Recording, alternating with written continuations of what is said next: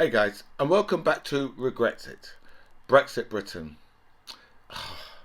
Sorry, but I can't do an opening monologue or statement. I'm waiting for the Sue Gray report. I even heard President Putin use that yesterday.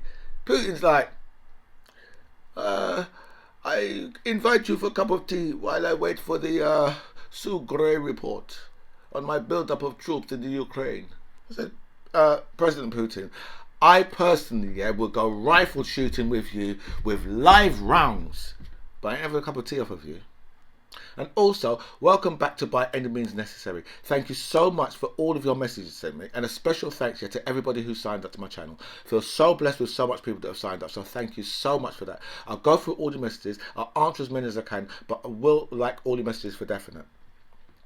So let's start with Novak Djokovic, right? Djokovic, it looks like that a lot of that some other countries are coming out now and saying, you know what, well, France are coming out and saying, well, if you want to come over here for any sports competition, you need to be vaccinated. So, I'd like to know where that's going to go to, because I know a lot of sports people, right, are not vaccinated. Loads of them are, of course, probably most of them are. But then there's going to be a lot of really famous ones, who are not vaccinated, because Novak Djokovic believes that the bottle of water in front, that he can do, if he's got a bottle of water in front of it, if he thinks hard enough, something will happen to that bottle of, I don't know what will happen to it, but something will happen to it. Do you know what I mean? I don't know. Do you know what I mean? So this is what Novak Djokovic believes. So we're going to have I think we're going to have quite a few sportsmen and sportswomen, who fall under that, because they don't want to be vaccinated. And you can understand, you can sort of understand from their point of view, because these are highly, these are very, very fit individuals, right? Who's probably got it in their mind. You know what? If even if I do get COVID, it's not going to have like a major effect on me. But I think what the world is talking about, they're talking about passing it on to other people, which obviously vaccinated people can do as well. Do you know what I mean?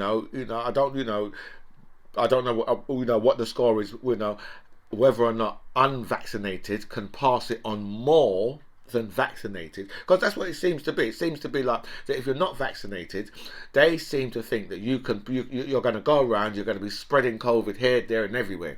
That's why they want to ban you from restaurants and from countries and from competitions. But we're going to just see how that situation goes, because that situation is going to resolve itself pretty soon, I believe. And like John Bercow now, John Bercow, right? I think there's something in place they're going to try and ban him from Parliament, because this is all real Tory punishment on John Bercow, because obviously John Bercow's got he's joined the Labour Party, firstly, right? And but the thing is, right, John Bercow, he's a man who's had a complete change round in his life. He's done it's virtually a complete 180. Do you know what I mean? From going from a member of something called the Monday Club, to being one of the the biggest voices out there, right, to remain in the EU. As a member of the Monday Club, you've got to remember that the Monday Club, was this group of Tories, right, who used to offer, West Indians at the time £500 to go back to where they come from, right? You must have seen Lenny Henry do that joke about that. Do you know what I mean? Like we say, well, that was offered me £500 to go back to Dudley, right? You must have seen that when he does that one, right? So so that was the group that John Bercow was a member of. But now the Tories are so pissed, right, with his stance on, because especially over Brexit, because he was like, because for me, John Bercow was probably the best speaker that we've had, right? Because he's the most memorable. Who knows, Betty Boothroyd or whatever the hell her name was? Do you know what I mean? Yeah, I mean, I suppose because she was, I think she was probably the first woman speaker, right? So, but John Bercow, right, was, I think will go down, for the next like maybe 50 or 60 years. John Bercow's name's going to be, just synonymous among the speakers. So, and he was supposed to get a lordship the minute he he stepped down from being speaker. He's supposed to get a lordship straight away, but the Tories have not. They've just like been so horrible to him, right? Because they knew, do you know what I mean, that John Bercow has been right. Obviously, he's been right about the whole Brexit malarkey. He was right about all that thing. Do you know what I mean? So look, now we have like a couple of teenagers, right, who have been arrested by the police, because of this shooting in the synagogue in America, right? And you think, well, because first of all, right, actually, you know what, I said yesterday, that I was going to read the flipping story, right, about this guy, about the guy who held the people up at the synagogue. I wanted to read his story about his sister, right? Because obviously there's a background story there behind with the sister and all that. Do you know what I mean? So we don't actually know. I know that she's got herself like something like 85 years or something like that for attempting to murder US soldiers. Right, which I do have a problem with. Obviously, no one should be trying to murder anybody. But right, I will say, that when if someone's trying to murder US soldiers in America, then that's a major crime. Then they should, obviously they should be thrown into prison. Right, but when you start going abroad, when you start going to Afghanistan and Iraq and that, and you're saying to those people, oh, well, you're trying to murder me. When you, as an American or British soldier, right, are in somebody else's country, right, and then you're accusing those people of trying to murder you, when you're there to murder as many of them as you can, right, then I think, well, actually, this is like, but anyway. Right, getting back to the actual incident itself, right? Now, what amazes me, is with these people, these terrorists, they always seem to go for like members of the public. Apart from the last one who's just got murdered in Southend. Apart from that, David Ames, right? Apart from him, right? But they always seem to go for, right? Your normal people, right, who have got absolutely nothing, right, to do with the situations, right, that these people, I don't know why this guy's chosen a synagogue. Do you know what I mean? There is always the connection because I believe this guy's Muslim, right, who has left from Great Britain, from Blackburn, I believe, who's left from Blackburn, right, to go to America and hold people hostage, right, to ask to get his sister out of prison. So, has that ever worked anywhere in the world? Is there anywhere in the world? I mean, even in a movie, has that ever really worked? Just like, but now, I mean, obviously his family are coming out and saying, "Oh well, you know what? He's mentally a little bit crackers. He's loco." That's what his family's coming out and saying. So we don't really know, do you know what I mean? But I have a real problem, right, when people start grabbing hold of innocent people, right, and holding them hostage, right, when the shit has nothing to do with them, right? If you, right, I look at these hostage takers and say, listen, you know what? Seriously, right? If you ever want your plan to work, right, you really need to kidnap a prime minister or a president, right, or royalty. Right, and you know something, you go and kidnap Andrew Windsor, right? Because he won't have much security soon, but he still is the Duke. He still is the Grand Old Duke of York. I wonder if he's still got his 10,000 men. Speaking of Andrew Windsor, there is a documentary on tonight, by Ranveer. Ranveer from GMB, who's actually just revealed, that she was interfered with when she was like 12 years old. You know what I mean? And she's just revealed it for the first time on TV. But I think she actually said it in the documentary that she's doing, right? And that's why she's just revealed it on the TV just like 20 minutes ago or so, right? So there's a so she's done a documentary on it's Ghislaine, Andrew, and the paedophile. Right, so so that's going to be on tonight. Do you know what I mean? And I was looking at, I was like, I see like a brief bit of one of the interviews, yeah, with one of the girls, yeah, very pretty girl, right, and she said, a friend, right, just said to her, oh, my friend Jeffrey, right, has got an island just round the corner. So they must have been in the Caribbean somewhere. So he said they've got an island in the Caribbean. So they got on a boat and they went to his island, right? And then it must have been, and she said, yeah, we was in our sleeping quarters, yeah. So Ghislaine has come in, and Ghislaine said to her, Jeffrey needs his massage now, right? So they must have, so for some reason they've gone, because she's 21 at the time, she said, for some reason they've gone, because remember, they're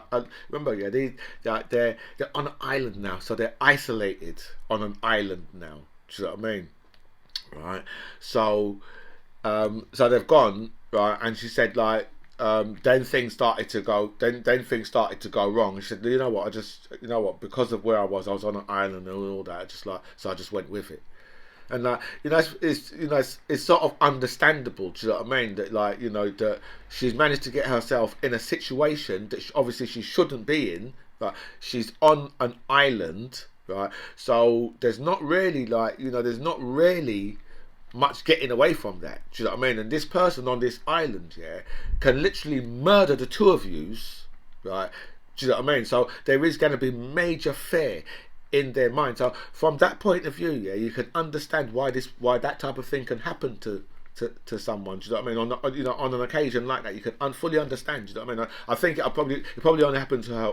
Probably only happened to her once. Right. I don't know, because I haven't heard the rest of what she's going to say. Do you know what I mean?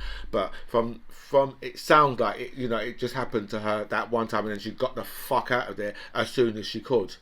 Do you know what I mean? And obviously these are very, very powerful people. Do you know what I mean? So, would she be believed if she'd come out and started saying it, from back then and all this? Do you know what I mean? But obviously, Ghislaine now is a convicted, sex trafficker or whatever it is. She's convicted of it. So, and so on the weekend, yeah, we had. I mean, the first one I saw was like Michael Fabricant outsoiling himself, right, for Boris Johnson.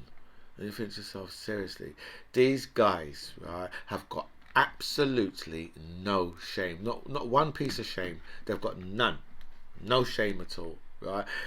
He's out making up stories about the BBC and all these type of things. You know what I mean? You think, seriously, it's just, I don't know. Do you know what I mean? I just look at these people and think to myself, there's actually something wrong with them. When you look at Boris Johnson's Operation Red Meat, yeah, I'm looking at that and thinking to myself, I'm wondering, yeah, whether or not this is like a very sneaky ploy from Boris Johnson, right, to throw meat to the far right, and to also throw meat, right, to the left wing, right, because yesterday, right, he announced yesterday Nadine Dorries, right, announced, that she might be, though she might be freezing, right, the TV license costs, right, though she might be freezing it to £159, right, she might be freezing it for the next 2 years or whatever, but then obviously they're talking about an increase. So basically they've just agreed funding for the next how many ever years anyway for the BBC. So I'm thinking, well, that probably would have pleased the BBC. Obviously the BBC are vexed. They say, we're not going to be able to operate, we're going to be losing this, we're going to be losing that, because because we're not allowed to raise our prices with the raise with inflation. Okay, well, whatever, right? So, but right, and then putting the Navy into the channel, right? I'm not sure whether or not these guys actually realise that sticking the Navy in the channel, right, means that they're going to be rescuing migrants, because they're not going to push them back, because that's going to be, first of all, that's going to be illegal. And I am warned, right, by so many, right, Navy personnel and sailors that I heard phone the radio yesterday and say, nah, that's not what we do, right? And the government have no right to ask us to do that, and it's not something we would do. We cannot, right, maritime laws alone says that we cannot leave anybody at distress in any waters at any time ever. So I'm just wondering, it's like maybe a cool ploy from Boris Johnson and progressive Carrie, right? Because you know Carrie's progressive, yeah, because Sajid Javid is one of her best friends, right? So you know she's damn progressive, right? So that could be a simple ploy from these two, yeah, to say, well, actually, if we do it like this, then everybody's happy. Because the far right think, oh well, look at that, he's sticking it to those bloody migrants, and look what he's doing to the BBC, sticking it to the BBC. And the left wingers are saying, well, actually, yeah, you just secured funding for the BBC for the next 5 years or whatever it is, and sending the Navy in alongside the Coast Guard, right, is going to be great for them. It's going to be much better for the migrants, much better. Right. So, also out soiling themselves, Colonel Bob Stewart. Right, for yourself, seriously, Colonel Bob. I know I know you're a man who likes to take orders, but seriously, man, you shouldn't be out making an absolute fool of yourself over Boris Johnson, right? And then yesterday, the one on the TV, Nadim Zahawi, and oh God, Nadim, please don't do it, man. Don't do it. Right, seriously, your career is in tatters, right? And this man's out supporting Boris Johnson. Seriously, man, it's just like, it's really, really sad to see how what these guys are doing to themselves. I'm not no Tory, but still, it's really sad to see all these people who, because Nadim's, when I first knew about him, I thought, this guy, he might be a Tory, but he seems like he's all right. And just the higher up Boris Johnson has made him, right, is the more fucking kiss ass he's been. Do you know what I mean? It's like his tongue is firmly in the crack of Boris Johnson's backside. And you think, seriously, man, just get your tongue out of there, because it's getting all brown. It's horrible, right? And what really gets me here is the £159 TV license, right? And these guys, it's all on the radio all day yesterday, right? And these guys are making such a big thing about it when and you see, because it's £13.57 a month, right? But they're just going to be slapping an extra up to an extra £1,200, yeah, on our costs for our energy costs, right? And it dawned on me. I know I'm already 17 minutes in, but I've still got to talk about Brexit, and I really want to talk about this as well, right? It really dawned on me yesterday, right, when I heard a woman phone the radio, right, and explain that she and her husband are pensioners, right, and she was speaking to Keir Starmer, and really dawned on me when she said, when she was speaking about the energy cost, and how she's really worried about it.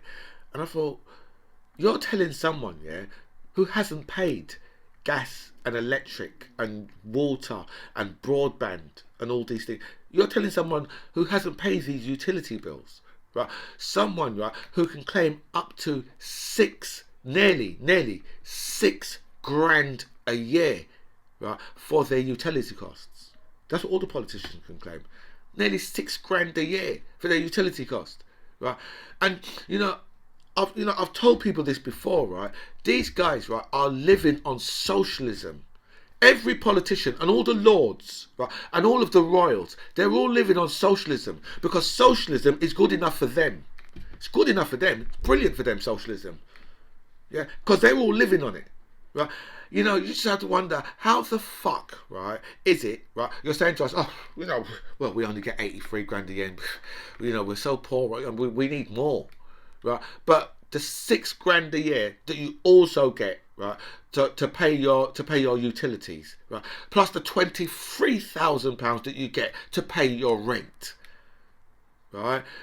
Seriously, it's just like, it's really, and then where, right, we, right, are scraping around, right, and they're talking about, like, the Tories that, oh, for hard-working people, we didn't put the cost of of the TV license up because it was going to go up to around £180. Who gives a fuck about that? So fucking what?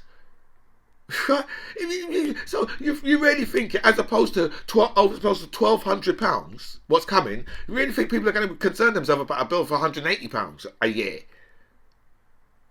Seriously, do you know what I mean? You think to yourself, these people, they're fucking deluded, right? But you see, none of them are in the real world.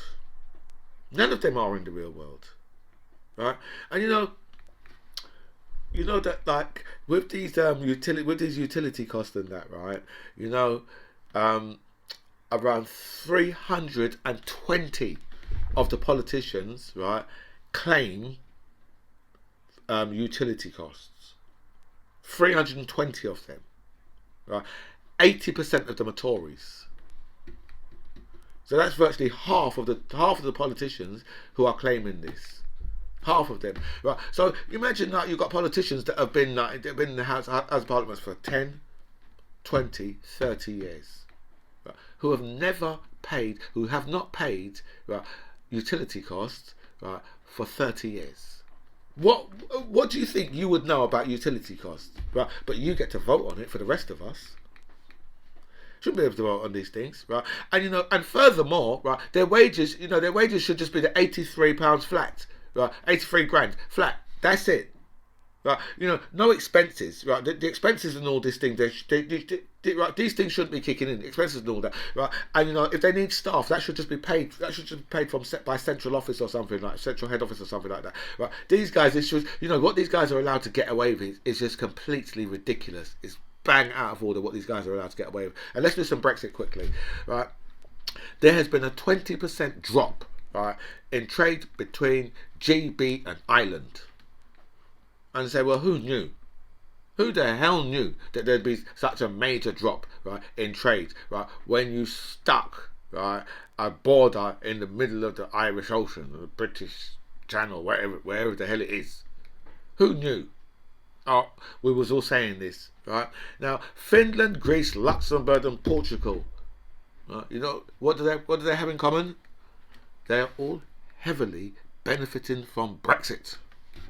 They're taking loads of business from us. They're taking loads and loads of business from us, all those countries, right? Because everybody can take advantage of Britain at the moment, right?